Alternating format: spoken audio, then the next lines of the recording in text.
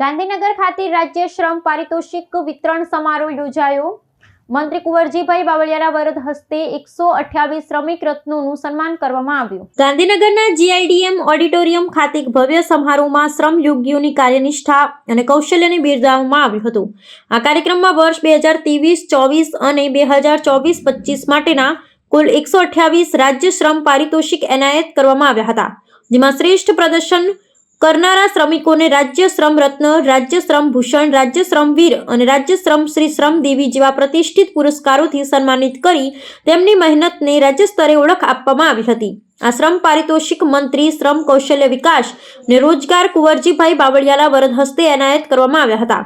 ઉલ્લેખનીય છે કે કારખાનાઓમાં કામ કરતા શ્રમયોગીઓ જેમણે ઉત્પાદનની ઉત્પાદકતામાં વધારો, ઔદ્યોગિક શાંતિ જાળવવામાં, આફતના વખતમાં પોતાની સૂઝબૂઝ ને ત્વરિત પગલાંથી કારખાનામાં અને આજુબાજુના અસરગ્રસ્ત ક્ષેત્રમાં જાનમાલના બચાવ ને શ્રમયોગી કલ્યાણ વગેરે માટે કરેલ વિશિષ્ટ કામગીરીને પ્રોત્સાહિત કરવા રાજ્ય શ્રમ પારિતોષિક યોજના અમલમાં મૂકવામાં આવી છે।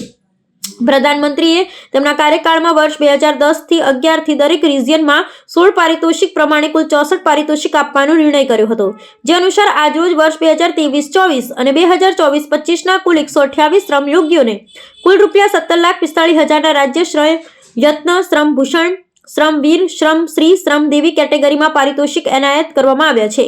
આ સમારંભમાં રોજગાર અને તાલીમ નિયામક નીતિન સાંગવાન તથા સાણંદ ઇન્ડસ્ટ્રીઝ એસોસિએશન પ્રમુખ અજીત શાહ ઉપરાંત શ્રમ, કૌશલ્ય વિકાસ અને રોજગાર વિભાગના ઉચ્ચ અધિકારીઓ, ઉદ્યોગ જગતના પ્રતિનિધિઓ તથા શ્રમયોગીઓએ હાજર રહ્યા હતા।